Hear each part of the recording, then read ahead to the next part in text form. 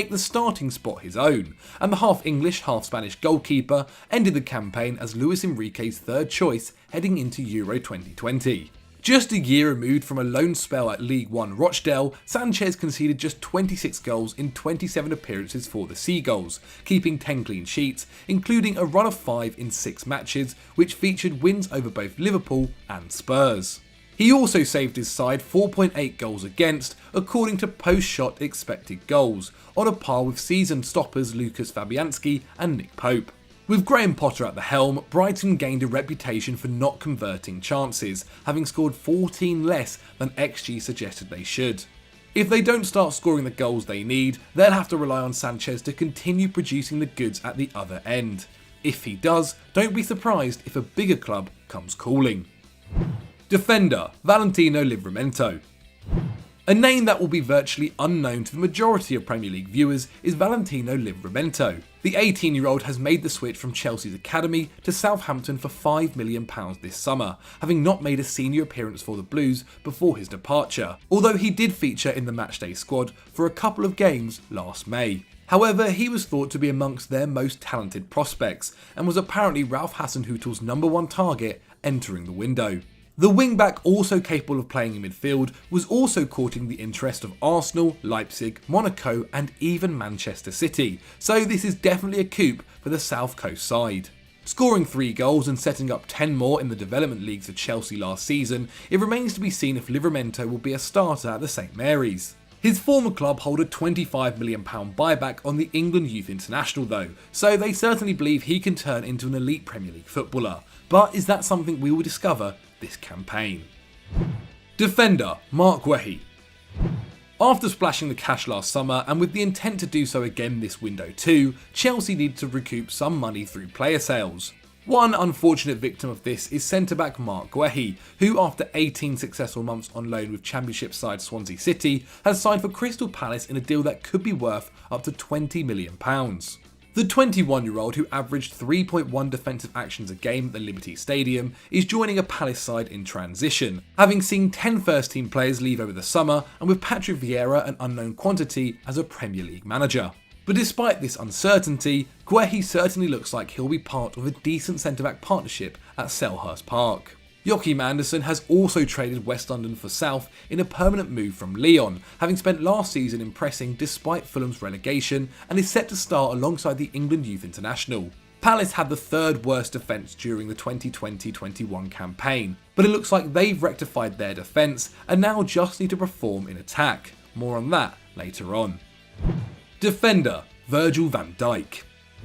Virgil van Dijk was at the top of his game 10 months ago, before suffering an ACL injury in the Merseyside derby thanks to a Jordan Pickford challenge. It was a presence Jurgen Klopp missed, as Liverpool would have 20 different centre-back pairings during the 2021 season, yet somehow still qualified for the Champions League. Surely the return of Van Dijk can only be good news for Klopp. Well, yes, but it is still set to be a long road to full fitness for the 30-year-old. A rule of thumb tends to be that however long a player is out with an injury of the Dutchman's ilk, the same amount of time is needed to regain full fitness, meaning Van Dijk might not be peak until the closing stages of the season. It's incredibly unlikely that he'll start the campaign, having only featured intermittently during pre-season, and Klopp needs to be incredibly careful with managing his return, which we have no doubt he will be. It's likely that Van Dijk will be crucial to Liverpool's success this campaign, whether that be because of his return or his absence from the pitch. Midfielder, Leon Bailey.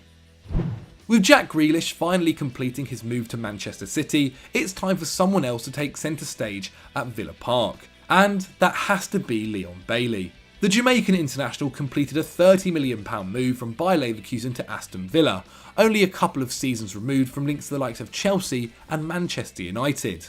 The 23-year-old has just come off the campaign of his life in the Bundesliga, with his 17 league goal involvements the highest in his career, as he's given up the opportunity of European football this season to join up with Dean Smith's squad. He also put up 1.6 key passes, 1.9 shots and 2.5 dribbles a game last year, the beating heart of the Leverkusen side. Villa now have Bailey, Emi Buendia, Ollie Watkins and Danny Ings in attacking areas, a better front four than a number of Premier League sides. Bailey may never be able to replace what Grealish represented to the Villa fans, but if he hits the ground running in the Premier League, he could easily fill the void left by him on the pitch, and that may make him the new icon for Villa fans. Midfielder Emile Smith-Rowe. One player Aston Villa failed to sign this summer was Emile Smith-Rowe, having a £30 million bid knocked back by Arsenal.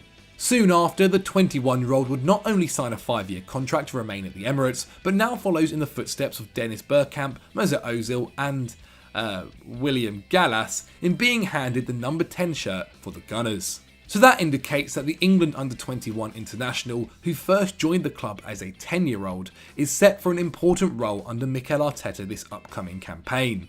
And so he should be. The Spaniard's side lacked any real creativity before Smith-Rowe's introduction to the first team following injury around Christmas. No player in the Arsenal squad set up more than his 4 goals following his season debut, making 18 starts and contributing 1.4 key passes a game, which was more than any of his teammates, with his side the 3rd best team by points in the Premier League from Boxing Day onwards. Now we get to see what Smith-Rowe can do in his first full season with the Arsenal first team, presuming he can stay fit. Midfielder Michael Olise. Back in May, we put out a video featuring 10 players too good for the Championship, and at number 1 on that list was Michael Olise. Last season he featured for a Reading side that just missed out on the playoffs, and despite turning 19 halfway through the campaign, was very much the star player at the Madejski Stadium. Picked up by Crystal Palace after they activated his £8.37 million release clause, the former Chelsea and Manchester City academy player scored 7 and set up 12 more in his breakout campaign in the 2nd tier. And now he is part of a side that is impossible to judge ahead of the upcoming season. Last year he put up 1.9 key passes, 1.6 shots and 1.3 dribbles a game, numbers that would have been good enough for a top 4 in each category at Selhurst Park. Handed the number 7 shirt and part on attack that will also feature Wilfried Zaha and Eberechi Eze, he could prove to be one of the signings of the season if he remains as effective under Patrick Vieira. Midfielder Said Benrahma. It's probably fair to say that Said Benrahma's debut campaign in East London didn't quite go as many anticipated. Initially signed on loan from Brentford before the deal became permanent for £25 million in January, more than half of the Algerian's 30 Premier League appearances came from the bench. A victim of Jesse Lingard's imperious form at the London Stadium, Benrahma found himself shifted around the midfield positions, often filling a hole instead of being deployed in his preferred position of behind the striker. Despite that, the 25-year-old still contributed 7 goals, coming at an average of 1 every 2 games. And he did this whilst putting up a team-high 2.7 dribbles per 90, as well as 2.3 shots and 1.7 key passes per 92. So with the Lingard return all but off the table and the need for rotation with the Hammers in European competition, the path is clear for Benrahma to become an integral part of the West Ham attack under David Moyes. Midfielder Ismaila Sarr. To Watford now, who, along with Norwich City, bounced back to the Premier League at the first time of asking. The main man behind their promotion success last campaign was Ismaila Sarr, who stuck by the club despite their relegation, with the right winger being consistently linked with a move away from Vicarage Road. The Senegalese international, who joined the Hornets for £27 million from Rennes in 2019, scored 13 goals and set up 5 in the 2020-21 Championship season, both the highest at the club.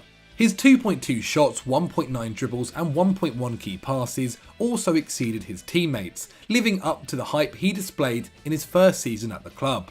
Over the last year, the 23-year-old has seen his name connected with a move to Liverpool, as Jurgen Klopp is said to be an admirer of the right winger. If Sarr continues to perform at the same level that has seen him become a fan favourite at Watford, he could well be in line for a big money move that would see him link up or even replace fellow countryman Sadio Mane at Anfield. Forward Ivan Toney. 11 months ago, Ivan Toney made the switch from Peterborough United to Brentford for an initial £5 million. By the time January rolled around, the 25-year-old was already being linked with a move to the Premier League, just 3 years after leaving Newcastle United in search of more regular game time. The rumours suggested that the likes of Leicester were preparing to make a £30 million move for the striker should the Bees fail in their promotion bid. But of course they went up through the playoffs, meaning Toney will now be a starter in England's top flight, But now the big question is, can he replicate last season's form? Whilst it's unlikely he'll score 30 goals and set up another 10 in the Premier League like he did last campaign, Toney now has the platform to show any potential suitors what he can do on the biggest stage, whilst also adding a premium to any asking price. That is if he wants to leave Brentford. He's the leading man under head coach Thomas Frank, and that definitely won't be changing anytime soon. Forward, Raul Jimenez. In November 2020, it was feared that Raul Jimenez may never play football again. The Wolves striker had been knocked unconscious in a clash of heads with Arsenal's David Luiz, and it's revealed that he had fractured his skull and needed surgery. But just 9 months on, and the Molineux-based side need him now more than ever. In the 28 games played without the Mexican last campaign, Wolves scored just 25 goals, the third lowest total in that span, and gained just 28 points. Only the 3 relegated clubs and Southampton claimed less. And without any strikers being signed this window, the onus is back on Jimenez to find form quickly. Already Wolves' top Premier League scorer of all time with 34 goals, new boss Bruno Lage has stated his intention to rely on the 30-year-old this season, who now has to wear a protective headband whilst on the pitch. Jimenez certainly seems confident heading into the new campaign, and he'll need to be if he wants to fire Wolves back into continental competition. So that was our squad of Premier League players to watch this campaign, but do you think we've missed anyone out? Let me know in the comments below and we'll try to reply to you. If you want to watch more Football Daily content, then click on screen right now. If you've enjoyed the video, then click that like button and make sure you subscribe to Football Daily.